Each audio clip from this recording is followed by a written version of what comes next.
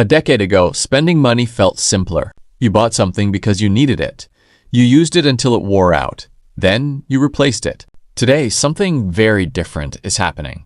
Imagine walking into a supermarket where every aisle quietly reaches into your wallet. Not through theft, not through fraud, through tiny decisions that feel completely harmless. A few dollars here, a monthly subscription there, an upgrade that seems reasonable. A convenience fee that's barely noticeable. Nothing looks dangerous on its own, but when researchers study household finances, they often discover that financial pressure rarely comes from one catastrophic decision. More often, it comes from dozens of ordinary expenses that stopped providing meaningful value years ago. That's what makes this conversation so important, because some of the most expensive purchases in 2026 aren't the things people regret buying. They're the things people never think to question. Many of them were once worth every penny. That's the key. They solved real problems. They created real value. But the world changed. Technology changed. Consumer behavior changed. Business models changed. And yet millions of people are still spending as if it's 2016. The result is a silent drain on wealth that most people don't even notice. And the first place this shows up is in something almost everyone carries every day: the smartphone.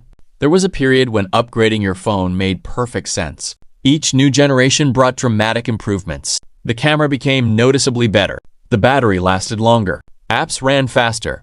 Screens looked sharper. The difference between old and new felt obvious. Today, the gap has narrowed considerably. A modern smartphone from 2 or even 3 years ago is often capable of doing nearly everything most people need. Yet people continue lining up for upgrades as if they're replacing ancient technology. Why? The answer has surprisingly little to do with technology, and almost everything to do with psychology. Behavioral researchers have long studied something called hedonic adaptation. It's the tendency for humans to quickly become accustomed to improvements. The new phone feels exciting for a few days, maybe a few weeks. Then it becomes normal. The excitement disappears. The device that felt special becomes invisible. And that's when marketing begins preparing the next cycle. A better camera, a thinner design, a new feature, a slightly faster processor. Each improvement sounds significant in isolation, but the real question isn't whether the upgrade is better. The question is whether it's better enough to justify the cost.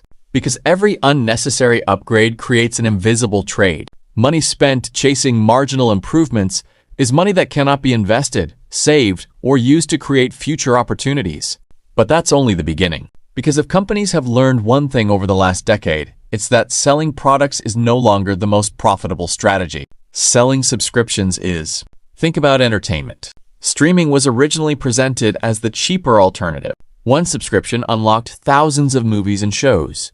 Consumers loved it because it simplified everything. Then something interesting happened.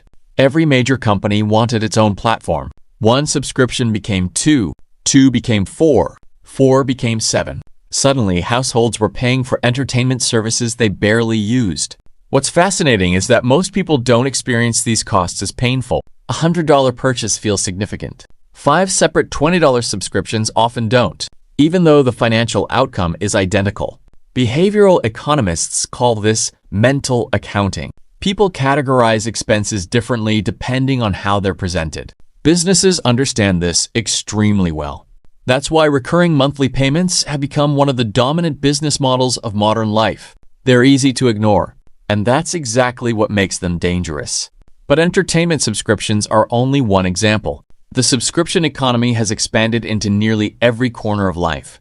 Storage subscriptions, productivity subscriptions, fitness subscriptions, learning subscriptions, premium memberships, exclusive memberships, priority memberships.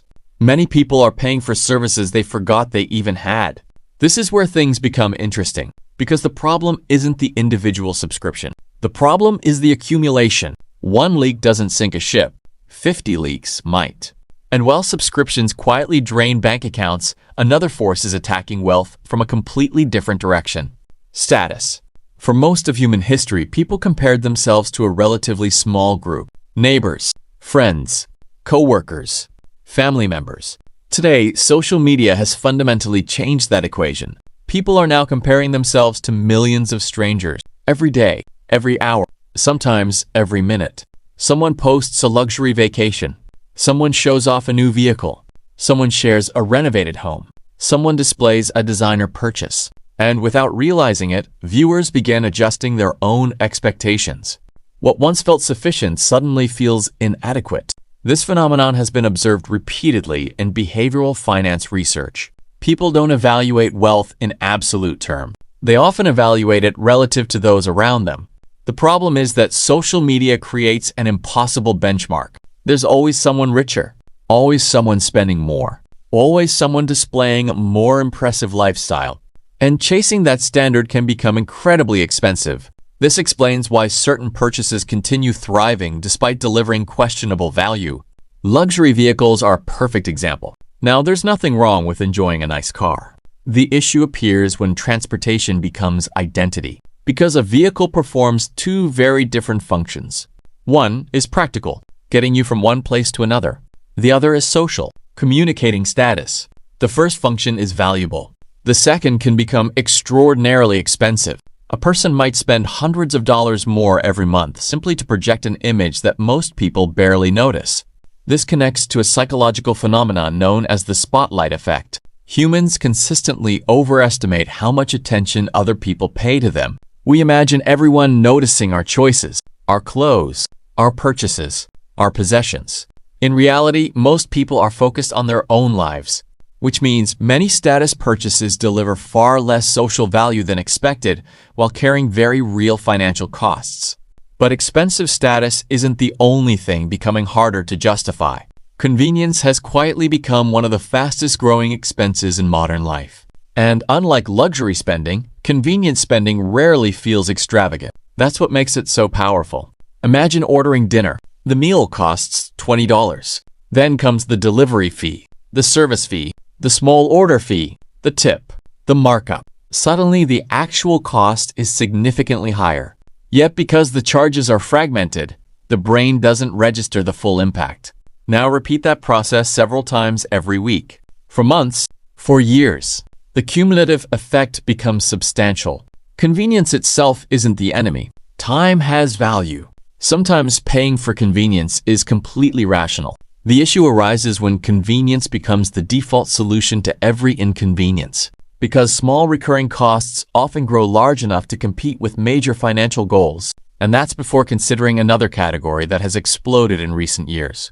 Impulse purchases driven by algorithms. Previous generations encountered advertisements occasionally. Modern consumers live inside them. Every scroll, every search, every video, every app. Behind the scenes, sophisticated systems are learning what attracts attention, what creates desire, what increases the probability of a purchase. The result is an environment where buying has never been easier. A product appears. A button appears. The purchase is complete within seconds. Friction disappears. And while convenience increases, spending often follows. This is where many people misunderstand financial success. They assume wealth is primarily about making the right investments. Investing matters, but before money can grow, it has to remain in your possession long enough to be invested. And that's becoming increasingly difficult in a world designed to separate consumers from their money as efficiently as possible. Yet perhaps the most surprising category on this list isn't physical products. It isn't luxury goods. It isn't subscriptions. It's information. Specifically, information people never use. The online education industry has grown dramatically. Some courses are genuinely valuable. Some have transformed careers. Some have helped people build businesses, increase income, and develop important skills. But there's a hidden problem. Many consumers have started collecting courses the way previous generations collected books. They buy them, save them, organize them, and never complete them. The irony is remarkable. People purchase education hoping to change their future, then never implement what they learned. Knowledge without action produces very little value. In many cases, a single course applied consistently creates more results than 20 unfinished programs. The barrier isn't usually information, it's execution. And execution requires something money cannot buy: attention, discipline, consistency. Which brings us to the most expensive thing on this entire list. Something that doesn't come in a box. Something that can't be delivered. Something most people never recognize as an expense: emotional spending. This is where the conversation moves beyond products and enters the realm of behavior. A stressful day ends with online shopping. A boring evening turns into browsing. A frustrating week becomes an excuse for spending. The purchase provides relief for a moment. Then the feeling fades, and the cycle repeats. Researchers studying consumer behavior have observed this pattern for years. People frequently use spending as a form of emotional regulation, not because they're irresponsible, because they're human. The problem is that purchases are often solving symptoms rather than causes. A new item can create excitement, but it rarely creates lasting fulfillment. And that's why some of the most financially successful people approach money differently. They don't ask whether something is affordable. They ask whether it's valuable. Those questions sound similar. They're not. Almost anyone can find a way to afford something. The more important question is whether the purchase genuinely improves life enough to justify its cost. Because every dollar spent carries an opportunity cost. A dollar can only be used once. It can purchase consumption today or freedom tomorrow. It can create a brief moment of excitement or contribute to long-term security. And that's the perspective many people overlook. Wealth isn't built solely through earning more money. It's built through making intentional decisions about where money goes.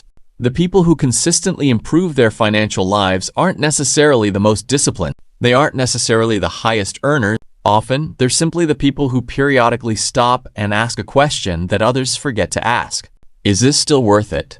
Not 10 years ago. Not 5 years ago. Not when everyone else was doing it. Today. Right now. Because value changes. Technology changes. Markets change. Life changes. And some expenses quietly outlive their usefulness. The challenge isn't identifying what costs money. The challenge is identifying what no longer deserves it. That's where financial progress often begins. Not with a bigger paycheck, not with a brilliant investment, but with the realization that every dollar saved from something that no longer matters can be redirected towards something that does. And over time, those decisions create something far more valuable than any upgrade, subscription, or status symbol ever could. They create options. And in personal finance, options are what eventually become freedom.